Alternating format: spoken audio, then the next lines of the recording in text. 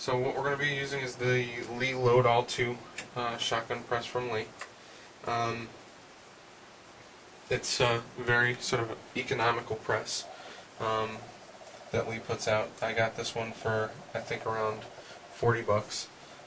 Really good beginner press. So what you do is you grab your shot shell, and this is the resizing die. You'll get this. This comes in your kit. Okay. And basically it's just going to go on the shot shell like this. You see there's a line on here, and that line's always got to be up because there's a taper inside this die, and if you have it on upside down, it'll just fall down on the shell. If it's resized, it'll still fall on, but you'll have to push it on a little bit. This way we can't even push it on. So let's go ahead and the first station is a depriming and resizing. So what I do is I put it up into the die, because the holes down here are a little bit bigger than the end of the shell. So I put it up in here, that way it kind of finds its own center. And just go ahead and deprime. Okay. Deprimed. Now what we got to do is reprime it. Okay. Here's our new primer. These primers are huge. What I do is I go ahead and I start the first one, and you can see it kind of sits kind of proud there. Go ahead and put it on the priming station. So we prime, and we take our sizing die off. Okay. Got a nice primed shell now. Okay. So let's go ahead and add our powder. The powder's in this side of the press here, and there's a charging handle that we would slide back and forth, that if we had shot in here, first we'd charge the shell, then we'd put our wad, and then we'd put our shot into the wad by moving the leather back over. But for today's purposes, we're only going to be doing buckshot and slug, so we won't be using that aspect of the press. So we go ahead and put it all the way down. Charge our shell. Get a wad.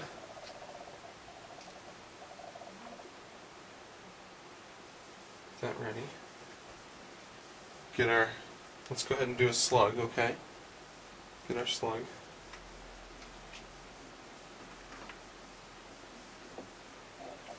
And we're going to go ahead and press down.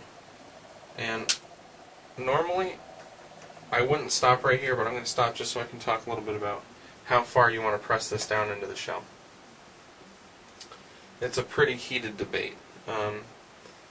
But what I'm going to recommend, what I do, is I press down, okay, and you're going to feel tension, especially when you first push the slug down into the shell, because right here the shell has been crimped before and expanded and crimped and expanded, and so it's really tight right there. But once you get past that point, I feel like it kind of loosens up when it gets down into the shell, into the middle part of the shell here. And what I do is I go ahead and I continue to press this until I feel that resistance again. When I feel the bottom of the shot cup, okay, the bottom of the shot cup of the wad right here, contact the powder. Alright? So let's go ahead and do that. That feels like it to me right there. Okay. So we have our slug in there. It's ready to go. It's heated a little bit deep. And this first die is our starting crimp. So we go ahead and get it started here. Make sure it's lined up.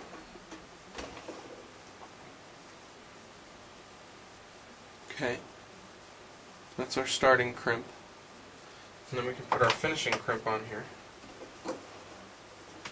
by putting it in the last die.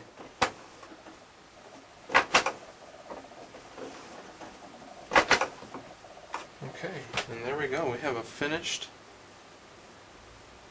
12 gauge deer slug. Okay, isn't that a beautiful thing?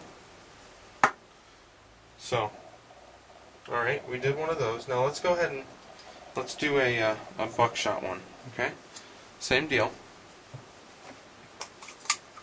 deprime and resize.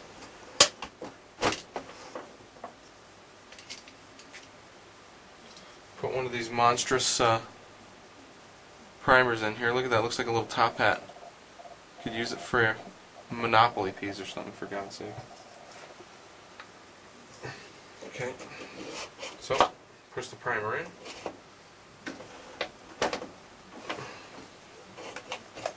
Take our sizing die off.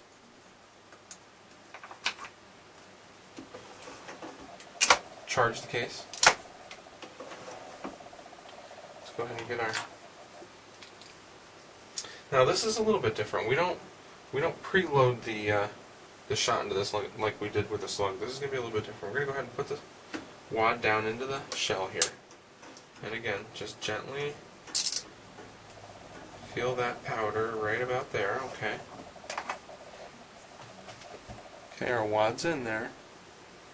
It's not coming out.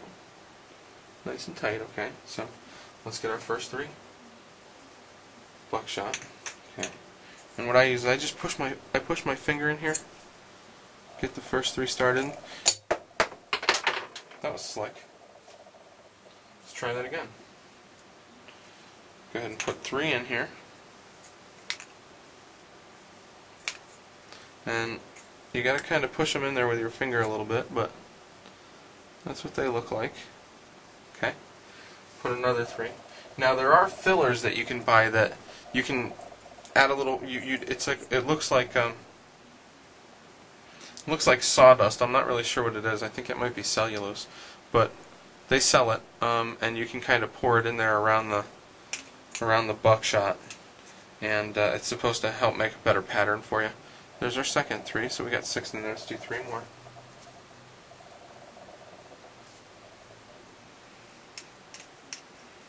Okay. We got 9 pellets in there. Okay. And this is what they look like. Remember, we cast them earlier. 0.311. Okay. So let's go ahead and first station, we're gonna do our initial our initial crimp here. And that looks good. And you'll notice I kind of go up and down with the press a few times. These dies are plastic, and I'm going to do a review of this press at some point. And like I was saying, these dies are plastic, and I just don't like to ask a lot out of them. So basically, instead of trying to crimp it all at once, I do a little bit, do a little bit, do a little bit, and I think it'll save on the life of the die.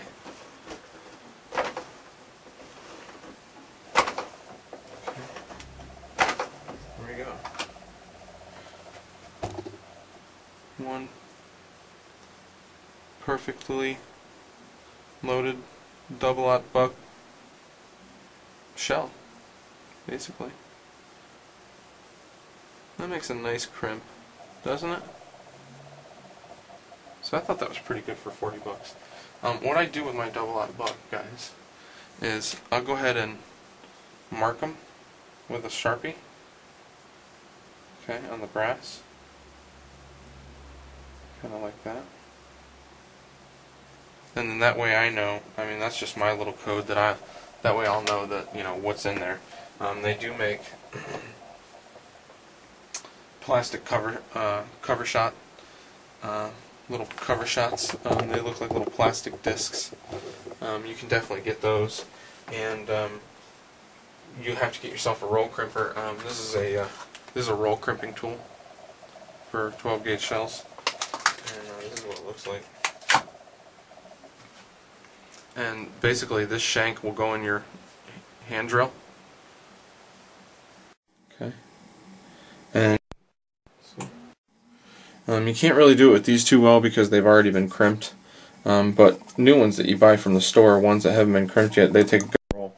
You just basically put this on here, and you turn your drill in reverse, and it'll put a roll crimp on there. So that's kind of a cool thing. That way you can kind of see what's in there, whether you got a slug in there or what. But for these ones, like I said, they were already crimped, so this isn't really a great tool for the job. But anyway, So that's basically it. That's casting and